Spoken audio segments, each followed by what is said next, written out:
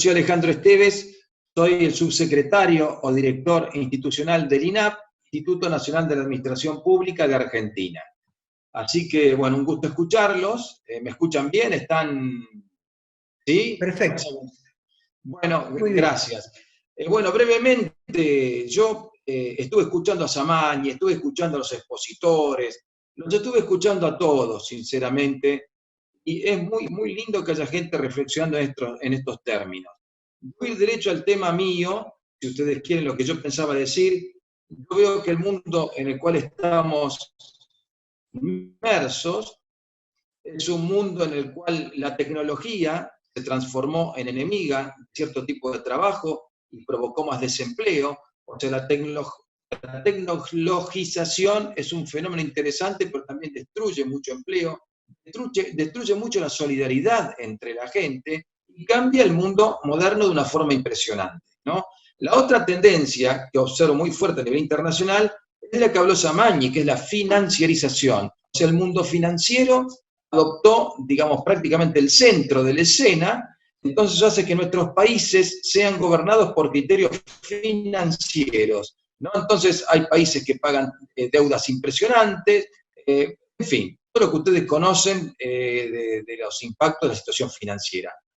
Para darle una idea, la financiarización en la década del 90, los bancos centrales de los países más desarrollados controlaban solamente 1 de 500 cuadraditos de la masa financiera. O sea, si la masa financiera internacional medía 500 cuadraditos, el Estado controlaba lo público, los grandes organismos bancarios controlan 1 sobre 500. No tengo el mismo dato de hoy en día y les puedo asegurar que debe ser peor. Entonces, el tema financiero, el tema tecnológico es muy fuerte, el tema demográfico es muy fuerte. Es decir, los países desarrollados generalmente tienen estados más eficientes a nivel de gestión pública que los países menos desarrollados. Con lo cual, las pandemias como la que estamos viendo golpean distinto en América Latina. También otro tema, hay una cuestión de la madurez de los líderes. O sea, estamos viendo que en los últimos tiempos llegaron a líderes de ciertas naciones claves, personas que no estaban maduras para ellos o que realmente no tienen un liderazgo prudente en sus manos. Entonces han adoptado políticas imprudentes respecto de hacer o no, digamos, una política de cuarentena, y han expuesto de una forma muy grande a su población. Es decir, estamos viendo el caso de Trump en Estados Unidos, el caso de Bolsonaro en Brasil, el caso de Inglaterra con Johnson, cómo retrocedió luego de haberse enfermado. O sea, el caso Johnson es paradigmático, ¿no? Hablaba que el tema de la pandemia era también una gripe, había gente que se iba a morir, cuando se enfermó él cambió, ¿no? Entonces, esto tiene que ver, esto es muy interesante. Entonces, ¿qué es lo que voy a proponer yo? La situación frente a la cual estamos es una situación que es interesante, porque de las últimas grandes crisis de la humanidad, si ustedes quieren, la crisis de 1930, la Segunda Guerra Mundial, la crisis del 2007, o sea, fueron crisis, si ustedes quieren, con algún origen económico y bélico, ¿no? Básicamente. Hoy, esta crisis en la cual entró el mundo, entra por un motivo biológico, una pandemia.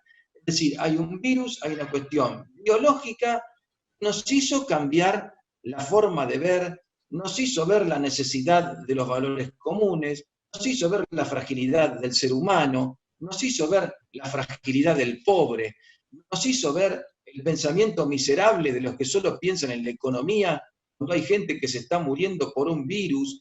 Entonces, nos puso en un escenario muy interesante.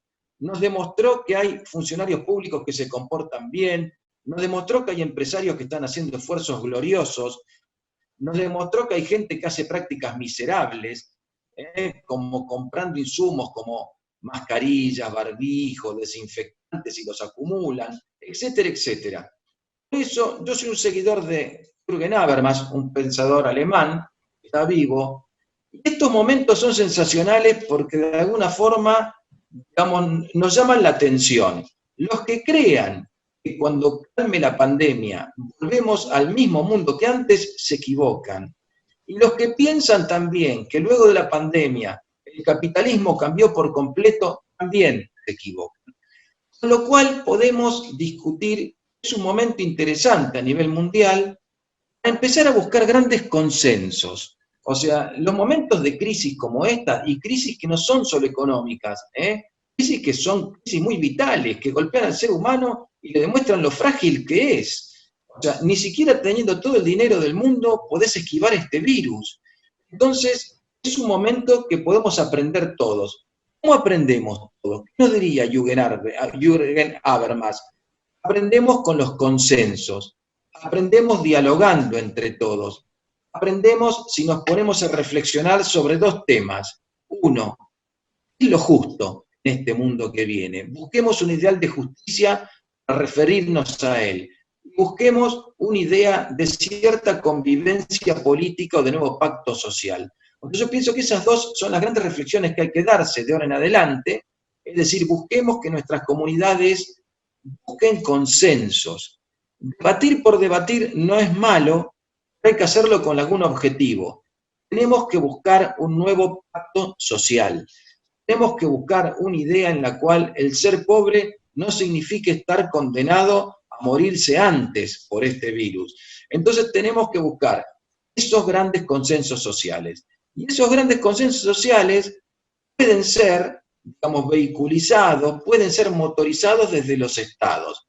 O sea, los estados tienen que buscar, los gobiernos tienen que buscar que sus poblaciones reflexionen y que entre todos busquemos comunes denominadores de temas simples. Entonces yo creo que esta crisis, la pandemia, el COVID, nos está mostrando muchas cosas interesantes por seguir. Hizo entrar en crisis dos valores, la salud contra el tema de la economía. O sea, había dos grandes grupos que decían, cuidemos la salud, es mucho más importante que cuidar la economía.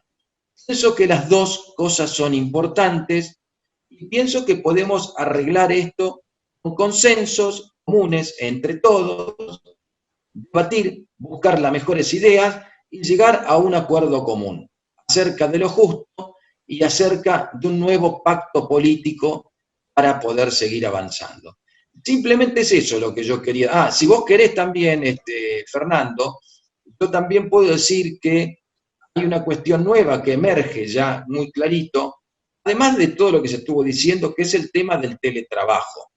O sea, el gran desafío del teletrabajo, en el cual estuvimos incluidos como funcionarios públicos, docentes o simplemente como espectadores, es un tema que llegó para quedarse.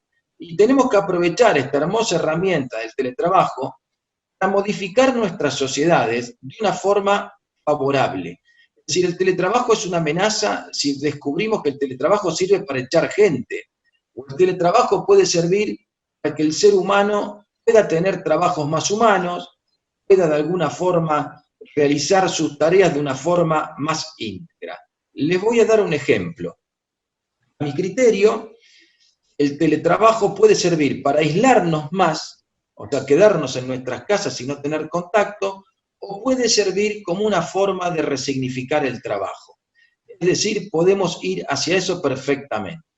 Entonces, ¿pero cómo se puede hacer esto? Justamente con consensos. Debatamos, preguntemos. O sea, lo peor que nos puede pasar es creer que el teletrabajo es una receta universal, adoptarla y aplicarla.